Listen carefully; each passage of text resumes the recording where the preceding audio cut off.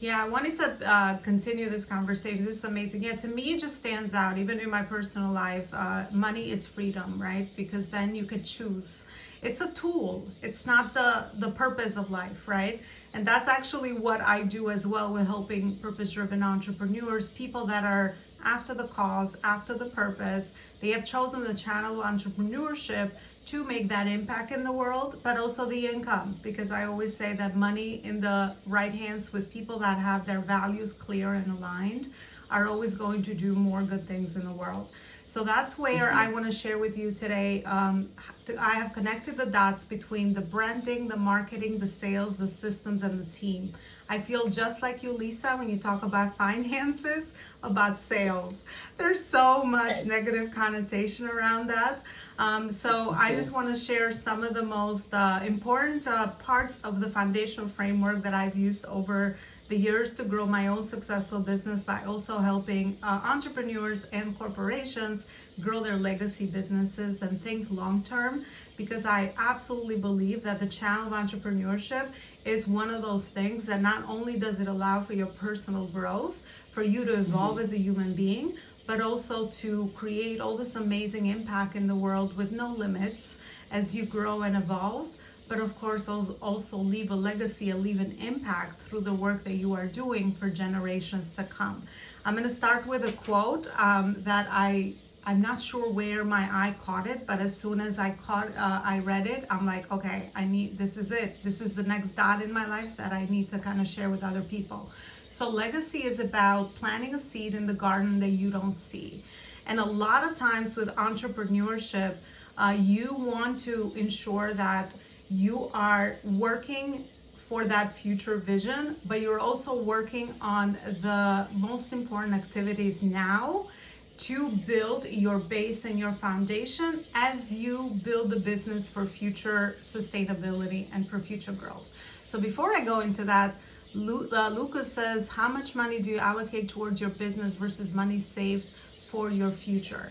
So let me go through my piece, and I think I will definitely connect the answer to that question for you, Lucas, or at least I will attempt based on my experience. So just hold off on that for a minute. So what I've seen is very important for branding is positioning. Everything in life is positioning, right? Understanding how is it that you can build trust. We are now in a trust culture with all the different social media channels around us. People do business or hire other people or get help from people that they know, like, and trust, right? So position yourself as authority or as the guide in the marketplace is really, really important. Some of the things that you could do with your branding are things that we're doing here, right? Strategic partnership, accessing other people's audiences. It is powerful, right? Growing and starting your own podcast, writing and publishing your own book. I've written a couple. My next book is coming up next year, right? Because all these different ways that you are putting yourself out there in your brand is what is giving you leverage so that not only you can stand out, but also you can build trust with the ideal audience that you have selected to serve at a higher level. It's what I say. So that would be the first piece to growing a very successful business. The other part is my favorite, which is marketing. Marketing is always about adding value to the people that you have chosen to serve at the higher level, right? So how is it that now the people that are finding you, that you would like to build trust with, or that you would like to connect with and build relationships, how is it that you can add value to their lives? How is it that you can serve them? I say my rule of thumb is serve them 3 times before we get to the next phase, which is the sales part. So marketing is always about that, understanding where should you be and where is your ideal audience and how is it that you can actually add value to them. And one thing that is really important with long-term mindset and being in business long-term and growing an amazing, impactful force of people that you have helped over time is to look at relationships as relationships for life, right? People are people, they're not leads, they're not, prospects, all this language that I also don't love. I think we have to reinvent a lot of business journey language of how to grow our businesses because we are building human relationships, right? So looking at Lisa as someone that I now connected with her on this summit, and looking at what is it that we can do to add value to one another long term and continuing that relationship is how you want to think, especially if you want to be successful in your business and you want to stay in your business long term, while you also have the right income coming in and the right impact. Because biggest pain point for businesses, especially online entrepreneurs, is inconsistency with clients. You get a client here, you get a client there, you have no base, you have no foundation. So of course it really hurts people, because now they have to think of other ways, and they have to fill the income gaps, and they have to do things that they're not really fulfilled with, or they're not really, just like the money part that we talked about at the beginning, right? But once you have a business that has a foundation and you know how to build it step by step, then you can rely on that. You have a system, you have processes. All big corporations do this, right? All big corporations that we know, big brands, right? Pepsi Cola, right? All the brands that we know and love, Walmart, whatever you want to think of, they all started from that, the beginning, right? And they all have built their business one step at a time, as they built a foundation, built the right departments, and put the right focus on the right priorities, so that their business could be sustainable and move beyond the visionary or the founder. And it's okay to start as a solopreneur. We all start as that. But of course, I would say that you need the foundation if you want to grow your business further. So that's what marketing is. And then we go to sales.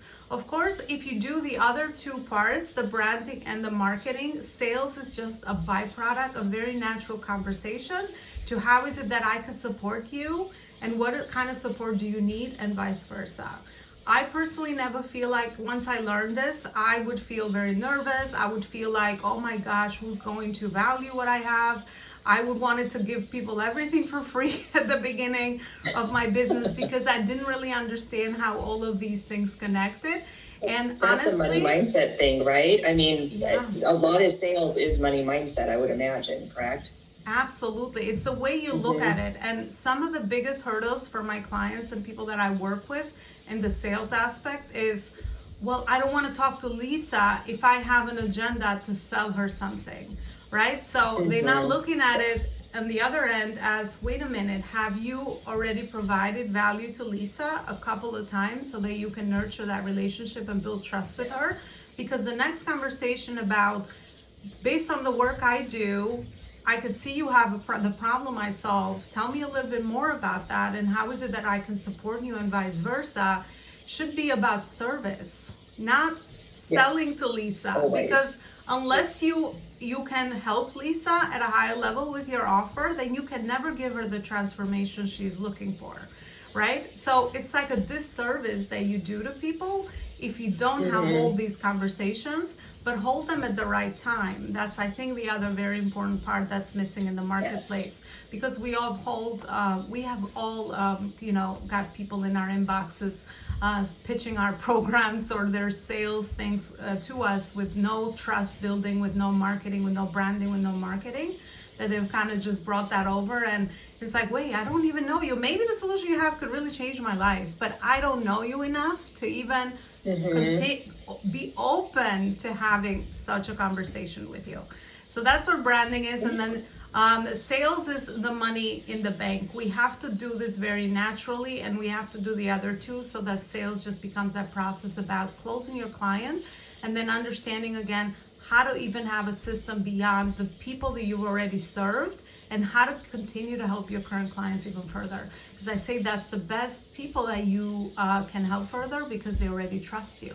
And if you've done a good job with building that, of course, it's going to be so important to continue the conversation and continue the transformation and the results that you can provide for your current clients as well. And then the other two pieces are as you scale. Of course, you create some systems, because without systems and processes, you're a slave to the business, right? So the first system I would say is get an email list. Build your list. Be so addicted with building your business outside of all the socials, right? Because you need a way to nurture relationships. If you don't have another way to nurture relationships, how is it that you can even have a chance to contact people or to even offer them service, right? Through your content, through emails, through things that you are bringing into them. But of course, higher level systems require more than that, right? Understanding how to have other things in your business that are working on automation that can free up a lot of your time, so that you can, grow the business. Otherwise, you're just going to be tied to the business, working as an employee, and just, being a slave to the business 24 hours. And I think we all start our business for freedom, but if we don't understand all these other components, we tend to be, the employee in the business, and we stay there, and then our business becomes our jail, not really the freedom the channel that we chose to be free, to live from anywhere, to work from anywhere, to really serve people from anywhere.